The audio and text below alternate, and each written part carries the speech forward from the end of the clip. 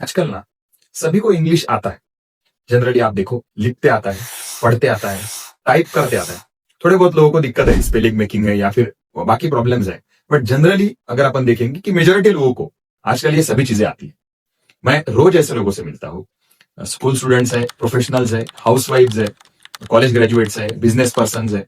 ये सभी लोगों को ये सभी चीजें आती तो है। सबसे बड़ा प्रॉब्लम और सबसे बड़ी दिक्कत जो है वो जाती है इंग्लिश ट्रांसलेशन में।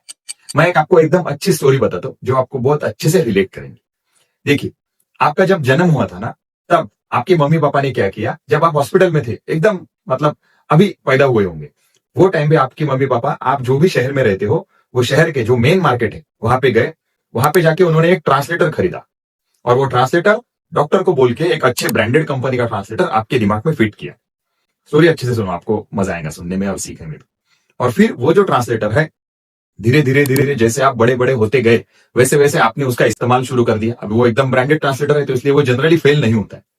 अभी क्या होता है ना, जब भी आप इंग्लिश बोलने की कोशिश करते हो, तब आप हर बार वो ट्रांसलेटर का यूज करते हो। सपोज मान के चलते हैं कि आपको एक हिंदी सेंटेंस आपने सुना और आपको उसको इंग्लिश में ट्रांसलेट करना है। जैसे कि एकदम बेसिक सेंटेंस लेते, मेरी मम्मी गांव जा रही है। अभी ये सेंटेंस को ट्रांसलेट करने से पहले अभी आप क्या करते हो, जो भी ब्रांडेड ट्रांसलेटर आपके मम्मी पापा ने लाया था, पहले आप उसका एक बटन दबाते हो, फिर वो गर्म होगा और फिर उसमें से आप एक एक वर्ड डालते हो। ये जो भी सेंटेंस है ना, मेरी मम्मी गांव जा रही है, ये सेंटेंस का एक एक वर्ड आप वो ट्रांसलेटर में डालते हो। फिर वो गर्म होता है, फिर वो उसका इंग्लिश मीनिंग बताता है और फिर एक पूरा सेंटेंस निकलता है। अपन करके देखते हैं। सपोज मेरी मम्मी मतलब माय मदर, गांव मतलब अपन विलेज या सिटी ले सकते हैं, जाने को अपन गो बोलते हैं तो उसका आईएनजी फॉर्म आता है गोइंग, और फिर रही है तो उसको अपन ये प्रेजेंट टेंस है, और मम्मी सिंगुलर है तो उसके सामने इज लगेगा। तो जनरली लोगों को ट्रांसलेशन में ये प्रॉब्लम जाता है कि वो ऐसे ट्रांसलेट करेंगे, माय मदर गोइंग विलेज और सिटी इज। अब ये सेंटेंस ग्रामेटिकली करेक्ट है क्या? ये बिल्कुल इनकरेक्ट है। मोस्ट ऑफ द लोगों को क्या लगता है ना, जो भी इंग्लिश के सेंटेंसेस है वो हमारी जो भी मदर टंग है, मराठी है, हिंदी है, मारवाड़ी है, गुजराती है, सिंधी है, ऑलमोस्ट सभी जो इंडियन लैंग्वेजेस है वो देवनागरी स्क्रिप्ट में लिखी गई है। इसलिए हमारी जो भी लैंग्वेज हम लोग ट्रांसलेट करते हैं ना, मराठी से हिंदी में, हिंदी से हरियाणवी में, बंगाली में, पंजाबी में और कोई भी, तो ये सभी की लगभग स्क्रिप्ट सेम है। हमारा बोलने का, लिखने का, पढ़ने का तरीका सेम है। इसकी क्योंकि हमारी जो भी लैंग्वेजेस है ना वो देवनागरी स्क्रिप्ट में लिखी गई है। देवनागरी स्क्रिप्ट का बेस संस्कृत है, क्योंकि हम इंडिया में रहते तो हमारी सबसे ओल्डेस्ट लैंग्वेज संस्कृत है। इंग्लिश ये जो लैंग्वेज है ये इंडिया में बनी हुई नहीं है, ये यूरोप के और इंग्लैंड के आसपास के देशों ने बनाई हुई लैंग्वेज है। उनकी जो स्क्रिप्ट है वो लैटिन या रोमन स्क्रिप्ट है, तो उनका जो बोलने का, पढ़ने का, लिखने का तरीका है वो अलग है। अभी इंग्लिश हमें सीखना है तो उसकी वजह से हमें उनका स्क्रिप्ट का इस्तेमाल करना पड़ेगा, हमें वो स्क्रिप्ट सीखना पड़ेगा। सो हम क्या करते हैं, हम हमारे स्क्रिप्ट के हिसाब से, हम हमारे देवनागरी स्क्रिप्ट के हिसाब से हर एक सेंटेंस को ट्रांसलेट करने की कोशिश करते हैं, और फिर उसकी वजह से हमारे सेंटेंसेस आसान से आसान सेंटेंस, अभी ये एकदम बेसिक सेंटेंस है, वो भी सेंटेंस हमारा गलत हो जाता है और फिर हम अच्छे से लिख नहीं पाते हैं और बोल नहीं पाते हैं, और फिर हमारा कॉन्फिडेंस लेवल डाउन होता है। एक्चुअल सेंटेंस, वो जो सेंटेंस हम देख रहे थे वो ऐसे होना चाहिए, मेरी मम्मी गांव जा रही है, my mother is going to village और सिटी। अभी आप देखो कि ये वर्ड टू वर्ड ट्रांसलेट हो रहा है क्या? वर्ड टू वर्ड ट्रांसलेट नहीं होता है। एक बात हमेशा याद में रखना, जब भी आप इंग्लिश बोलने की कोशिश कर रहे हो, कभी भी कोई भी सेंटेंस जो मराठी, हिंदी या कोई भी अलग लैंग्वेज का है वो वर्ड टू वर्ड इंग्लिश में ट्रांसलेट नहीं होगा, क्योंकि वो अगर वैसा होता है तो जनरली वो गलत होगा। इंग्लिश की स्क्रिप्ट जो है वो लैटिन स्क्रिप्ट है और इंडियन लैंग्वेजेस की जो स्क्रिप्ट है वो देवनागरी स्क्रिप्ट है।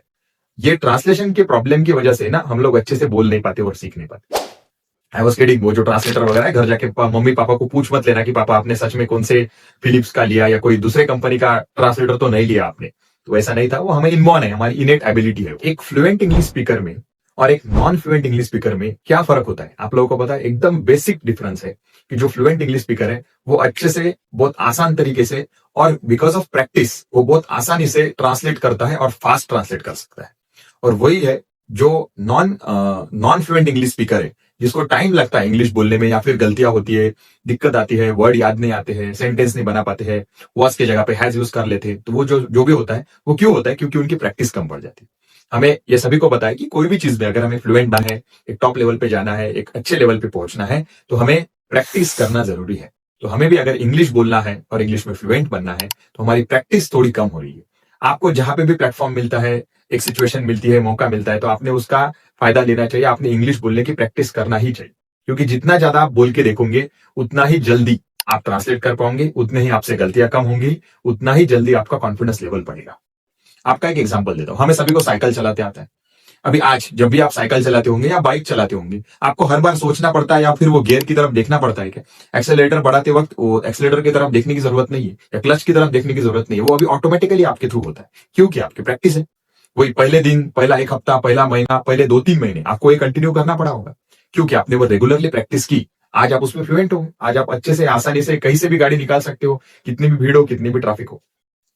सो ये सेम कंसेप्ट इंग्लिश के लिए भी एप्लीकेबल है।